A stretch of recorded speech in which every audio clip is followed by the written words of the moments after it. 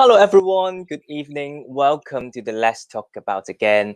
Now, as students are in your exam time, I know that you're working very hard.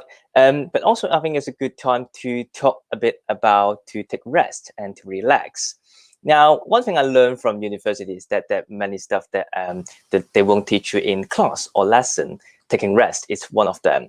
So this evening, I have invited a guest, which is Mark here. Hello, Mark. Good afternoon, good evening all. It's great to be with you. Yep, thank you. Mark, would you just like to introduce yourself, what you do, or what the topics rest and relax means to you, or yeah. Great, well, lovely to meet many of you. My name is Mark Herbert and I run a company called Leaderful. I moved to Guildford in August last year with my wife and son. We live in Wood Street Village and I run a leadership consultancy that's helping to develop leaders. But I guess my focus is slightly different to many leadership consultants. I've recently written a book, which I think might just appear on the screen. It's called I'm a Leader. And the idea is I've deliberately crossed out that word not, because I've written a book that's trying to help people who maybe don't think that they are leaders or ever could be leaders to rethink what leadership really involves. Often we think leaders are the people who run companies, the people who are the real success stories in life. And actually, in my experience, we all will be leaders at different points in our life. And so I've written this book, 48 short, punchy chapters. Each chapter is about 4 pages in the book. And it's written in a style where you can pick it up and put it down, and it helps you really understand yourself better. So part of my passion in what I do is helping people to grow as leaders. And interestingly, learning to rest, learning to understand ourselves and our bodies, and the kind of rest and relaxation that's really, really important to us. That's something I often talk about with clients I work with. So I'm really excited to be here with you today. I'd love to share with you a bit more about some of the things I've written and my experiences. Before doing this leadership consultancy, I was a school teacher in a secondary school. And after that, I spent 10 years leading in 2 different churches. And then I set up my company about 18 months ago, specifically focusing on leadership development. So that's what I'm up to today. Great, thank you very much, Mark. And also, almost forgot to introduce myself. I'm Joash. I'm one of the trainee under France International Guildford.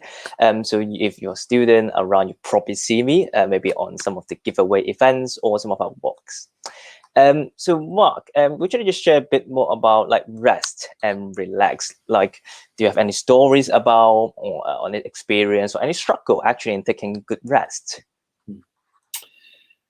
Yeah, well, I mean, rest is one of those funny things that we probably all recognize we need more of, but we find desperately difficult to achieve. That the world's speeding up all the time, it seems, and with the sort of speed that social media operates, some people are really good at taking rest, but I think the vast majority of us would probably say that we don't feel we've got enough time in a typical day, that we feel overstretched, we feel burdened, often rushing from one thing to the next.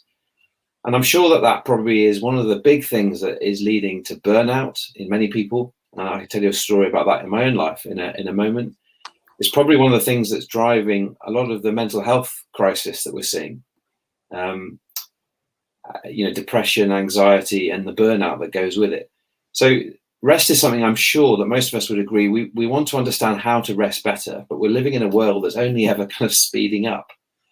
And pressures seem to be increasing, which makes finding quality rest something, I guess, that's really quite hard to find for ourselves.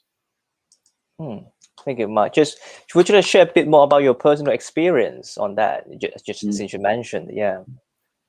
So I guess rest means very different things to different people, doesn't it? For some people, you might be thinking, well, rest for me is to go and sit in a dimly lit room with no one around, have a piece of classical music playing, and just relax, maybe with a glass of wine in your hand.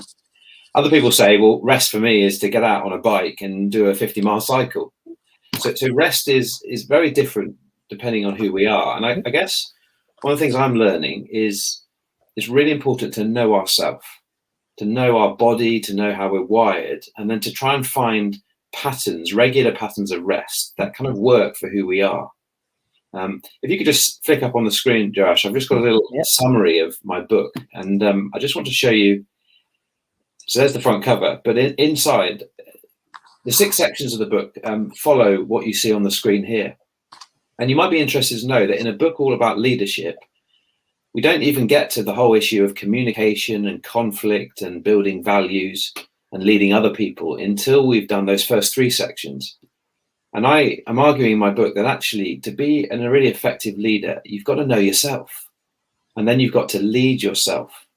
I was only working with a group of young leaders yesterday, and I said to them that the biggest challenge in life, I think, in leadership is actually leading yourself well. In other words, taking responsibility for yourself. And to do that, you need to know yourself. You need to know how you're wired. You need to know how your body's wired, what is helpful for you in order to take effective rest. So I'll just share briefly a story about myself. I'm a very energetic person. I love sport. I love outdoor action. I love exercise. It can mean that at times in my life, I've been quite driven. I really am ambitious and I want to succeed in lots of things. But in my previous role as a pastor in a church, unfortunately, I think I overdid it because I was so concerned about helping other people. I really didn't want to let other people down.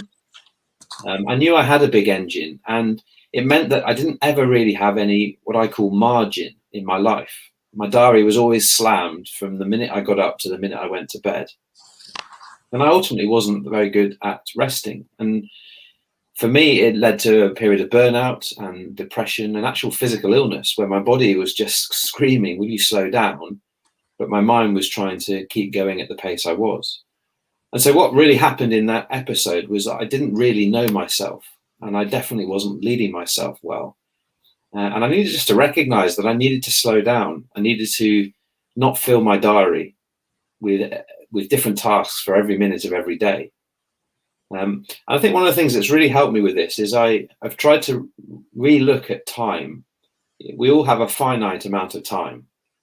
There's a set amount of time in a day.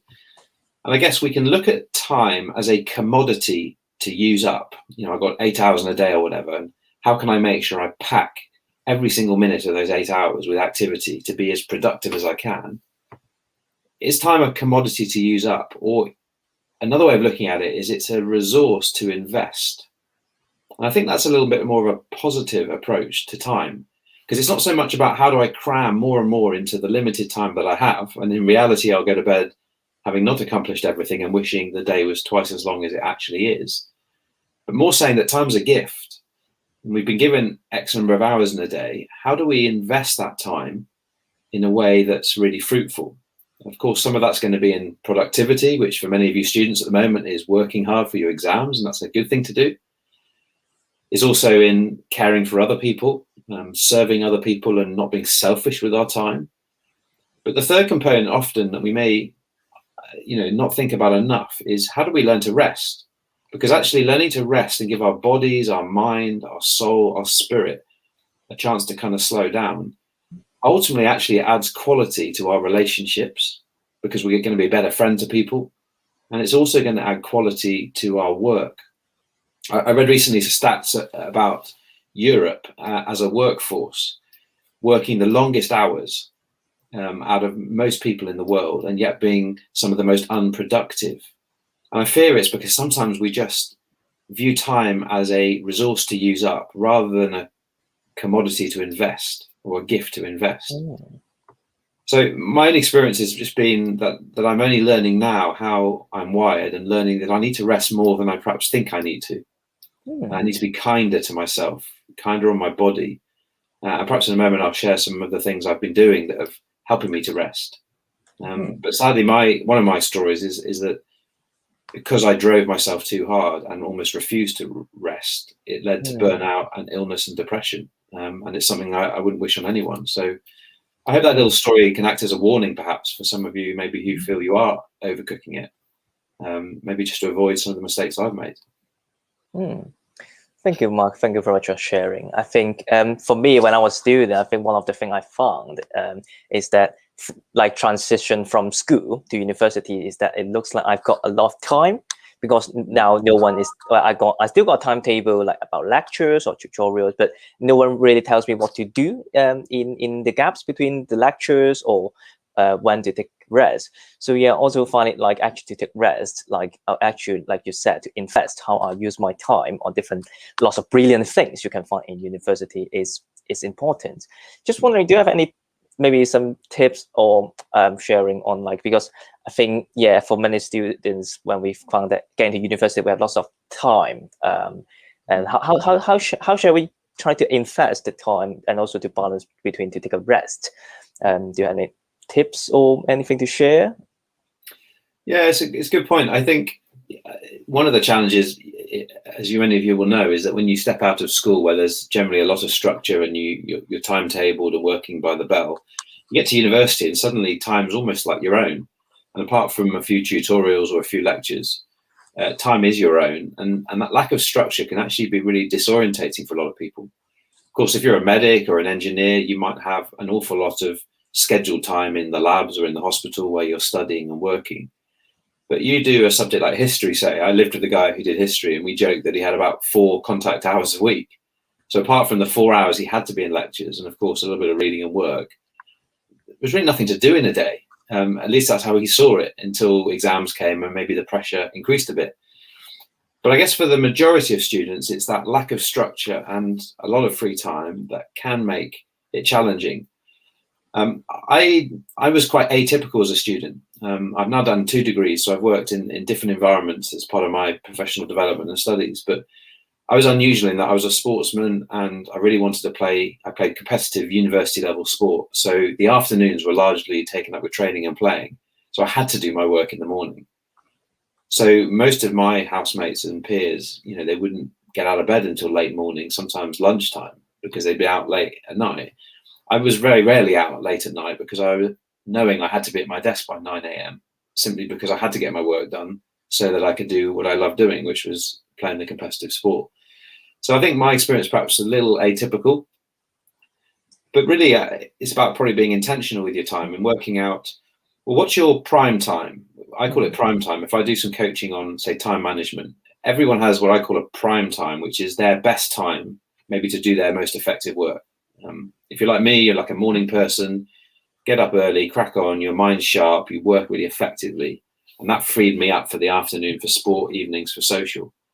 Other people, they're just hopeless in the morning. And there's all the sort of the jokes about students being slow getting out of bed. It's only true for some. But you may think, actually, my prime time is the evening. It's when I write my best essays. It's when I get my best work done. But again, isn't this about knowing myself, not copying another person, but saying, probably if I'm serious about my studies, but also serious about, say, my social life and my hobbies, identifying when's my prime time and earmarking that as time to really work hard. And then you get this kind of time dividend because you've worked hard and you've got your assignments done, you've got your revision done. There is actually still a lot of time to have fun. And that's part of the university experience, is parties and social and learning new things. And I might even add to that list, serving other people. How could you give up some of your time to care for other people?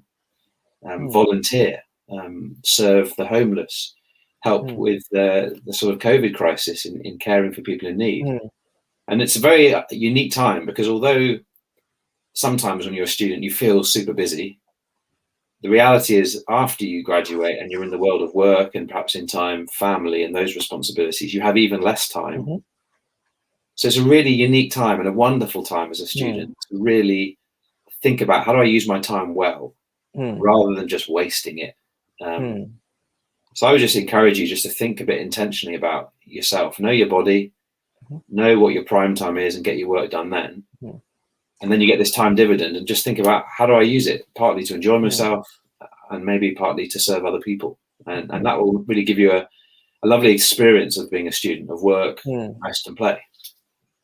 Thanks, Mark. Now, I just want to kind of focus a bit more back to that taking rest and relaxing, because I often seen some students, not maybe they come from certain cultural background, or maybe just the expectation they're bearing. Now, some people feel guilt when they take rest or they relax, and they was like, oh, I'm not worth it because I should be studying all day. My parents pay for my tuition fee, or my aim here is to be, maybe, let's say I'm studying from engineering background, and I know lots of hardworking students or some other subjects because they want to honor their parents, or like so how would you comment on that to those who feel guilty or struggling that when they take rest or relax, might be maybe just take a break, I'm not even saying to go out for sports like you, maybe, or like for a walk. What would you say to these students? Yeah, it's a great point. I mean, I guess as a bit of a caricature, some students feel guilty because they're not doing any work because it's all just play and sleep and rest. But as you've described, other students are very, very intentional, very strong work ethic, very conscious of people who may be paying their fees and want to be conscientious. And that's a wonderful thing too. I guess it's, at a practical level, it's just remembering that just by doing more hours doesn't necessarily make them productive hours. You know, another 3 hours reading in the library when you're absolutely exhausted and not really taking anything in isn't really going to add value to your studies. And so sometimes less is more. That's where the prime time thing comes. Watch your prime time, work really effectively and sharp with no distractions in that time.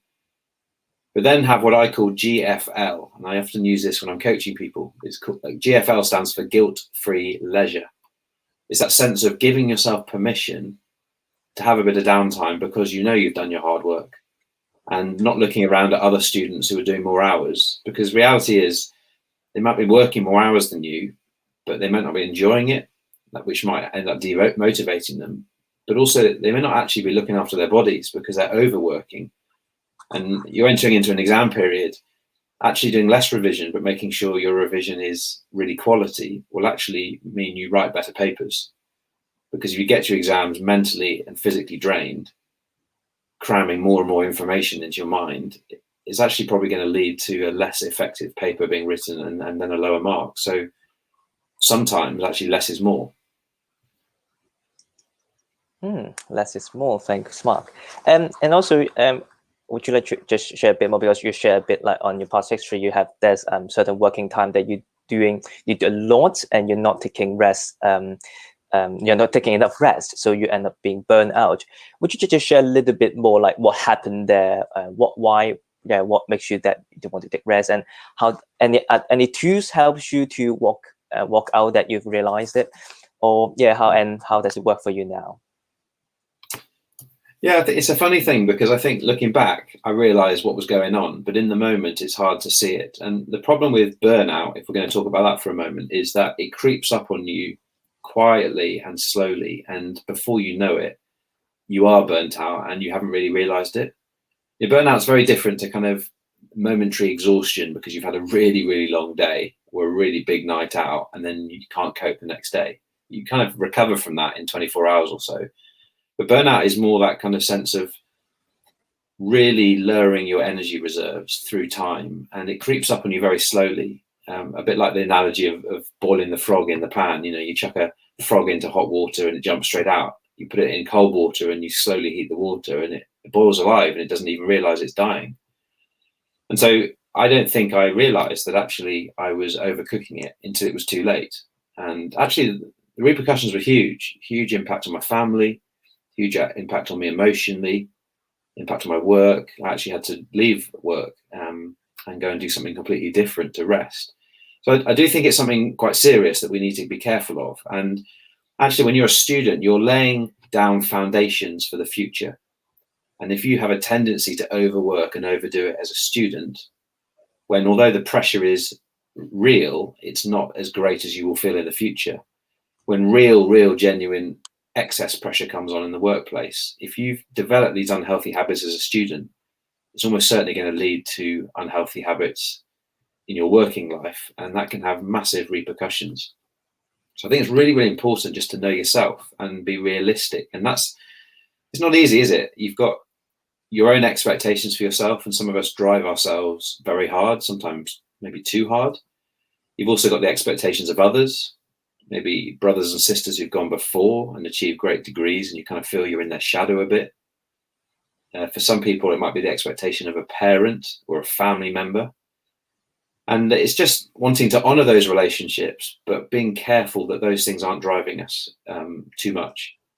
And that can be a hard balance to strike. But I think it takes great courage to know yourself and know these are my limits, and I just need to stop and not really worry that I might be letting someone down or someone might have a different opinion of me. Ultimately, to lead yourself, as I write in my book, is to take responsibility for yourself.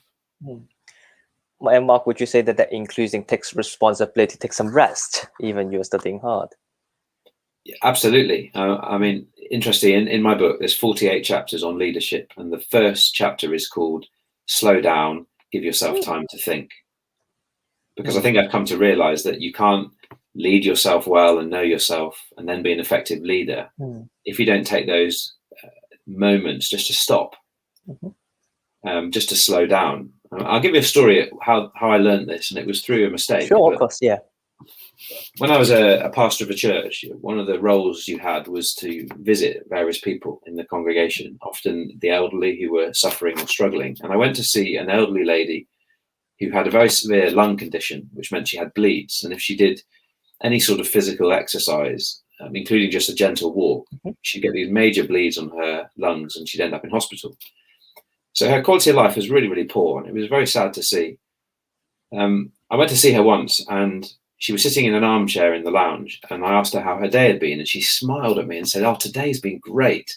I walked across the lounge, through the kitchen and into the garden, and I just listened to the birds sing." We're talking about like 9 or 10 steps, really small house.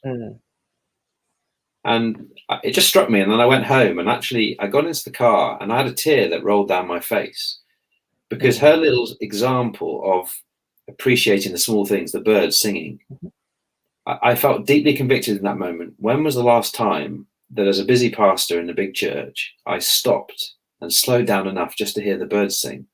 And here was a lady whose quality of life was really poor, and she couldn't rush around and do all the things that I was doing, but she learned to appreciate some of the really simple and beautiful things in life. And for her, it was birdsong. And it's very interesting, because now in my working life, I work from home.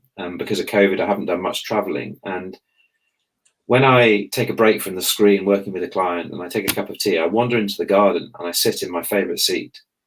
And I am now really enjoying listening to the sound of birds. I'm not a bird person. I'm not really into birds, but I really appreciate what they're teaching me. And every time I listen to the birds singing and I just physically slow down, rather than rushing and doing more emails or busy trying to secure a new client, I'm just appreciating life in the small things. And actually it gives you more joy. And I may not be earning as much as a peer who's cramming every minute of the day with another coaching session. But I enjoy life more because I'm appreciating simple things, whether it be a meal around a table, or having a nice slower conversation, catching up with my wife, or listening to the birds sing.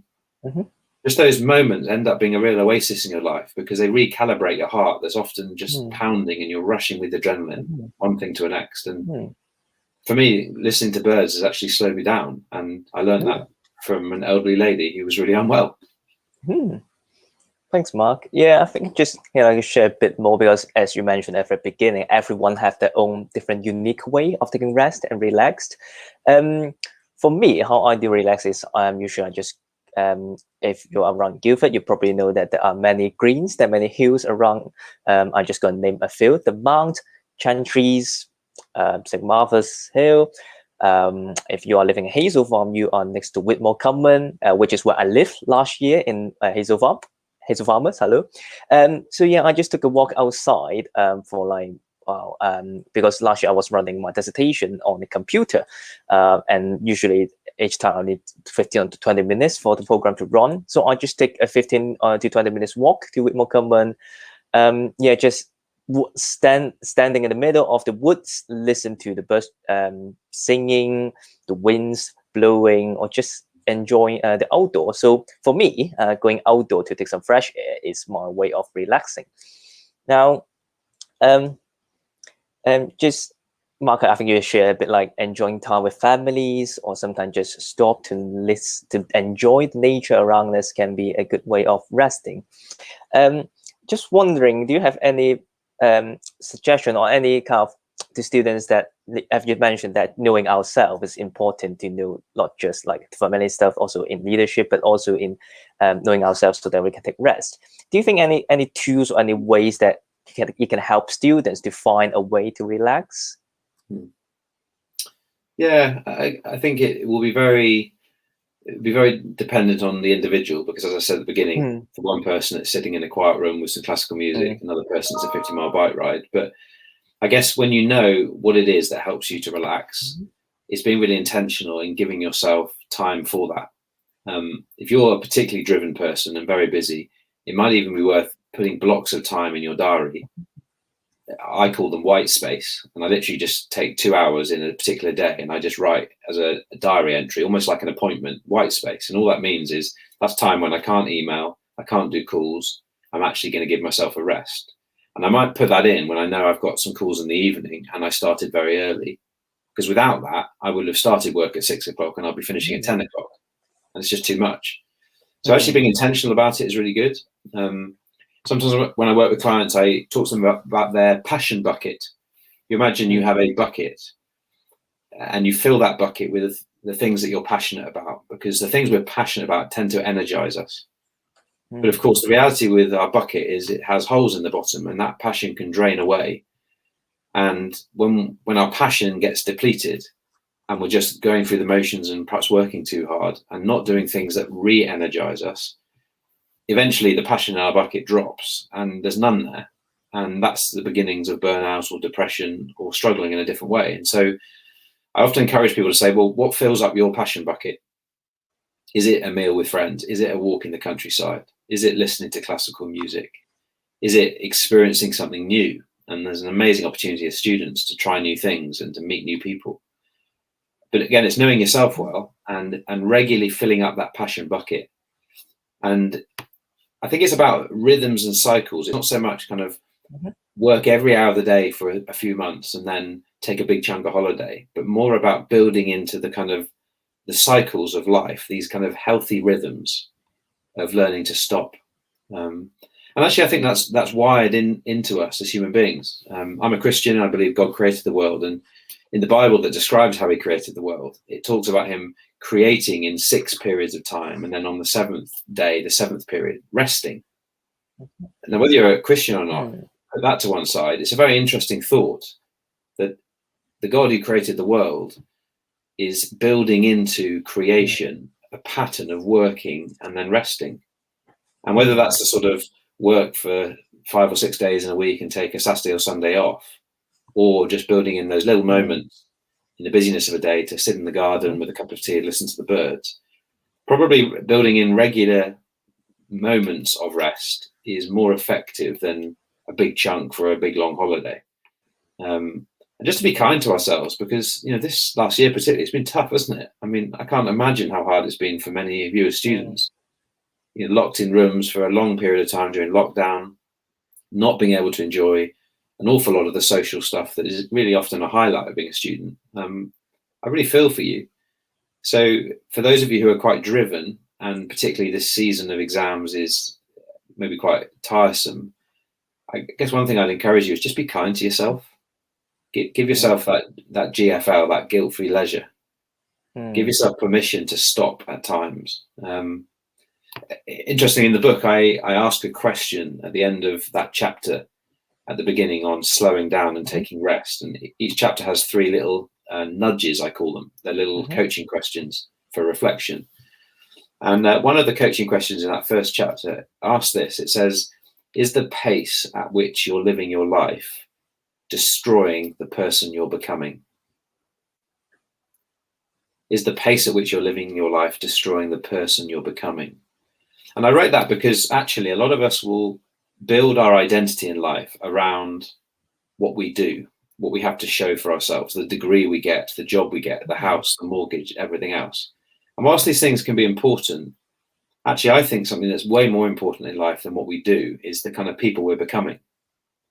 And if we're working at such a pace that we're not ever taking time to look after our bodies. We're never giving time to serve other people because it's all just about us and what we want to do.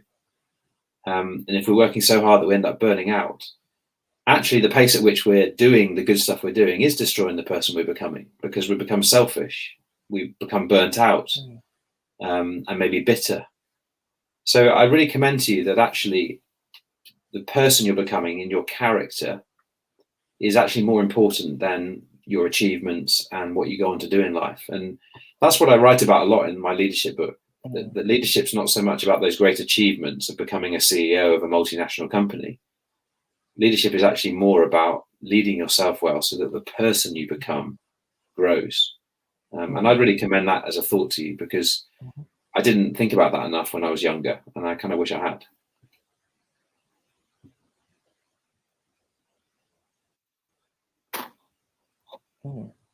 Thank you, Rich, Mark. Thank you for sharing.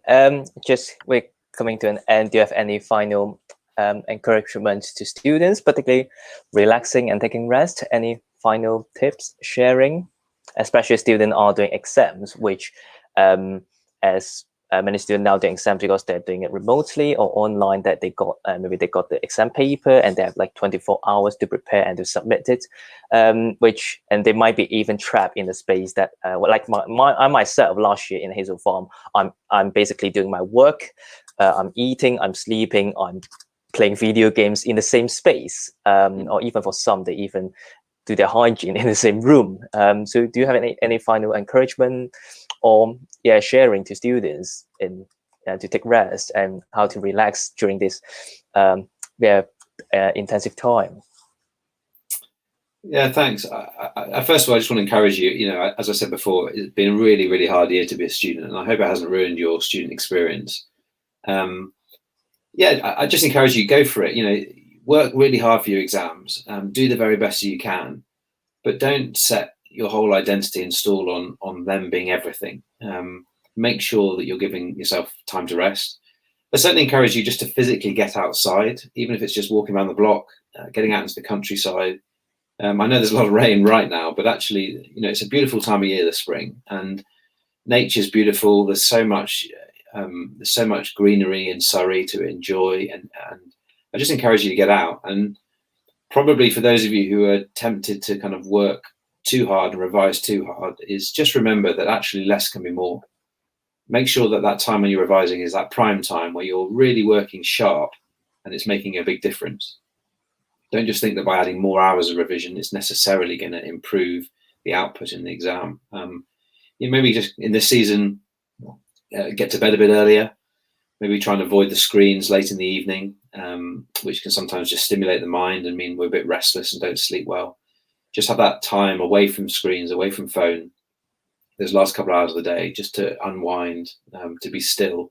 You'll sleep much better, and then you'll work more effectively. And interestingly, then you'll actually end up having more time off and you'll enjoy it more. So you just be kind to yourself in this season. And I just want to say all the very best for your exams, all the very best for whatever you go on to do next. And yeah, if some of this leading yourself stuff I've been talking about resonates with you, do have a look at my website. Some of the things you see on the screen there, and you can see my website, leader-full.co.uk. There's a link there to my book, which is on Amazon. It's currently a paperback and a Kindle, and it will soon be an audio book too. So you can listen to the chapters a bit like a podcast and get it on Audible and iTunes, etc. But if anything I've written about would help you, then I would love to commend that to you. But otherwise, just thanks for having me. It's been great being with you. Thank you, Mark. All the best. Thank you very much. Thank you for sharing. So again, welcome for joining us. And it's evening sharing from Mark. Thanks again. And yeah, it's exam time. We know that it is a very hard year, difficult year for students, for you. This last year, I've been there myself before, but don't be too harsh on yourself. Be nice to yourself. Take some good rest. Enjoy and relax. And yeah, finally, good luck, best wishes to you. And remember, there's a lot of helps around if you need help. So Finance International is here. The Wellbeing Center of University is here. Chaplaincy is around. That if you need someone to talk to, we will be around. There's always help. So don't be afraid to ask. So again, thank you very much for your time. Good luck in your exam, and hope to see you later in person or in any of our events. So yeah, good luck. Take care. See you. Bye. Bye-bye. Nice to see you all.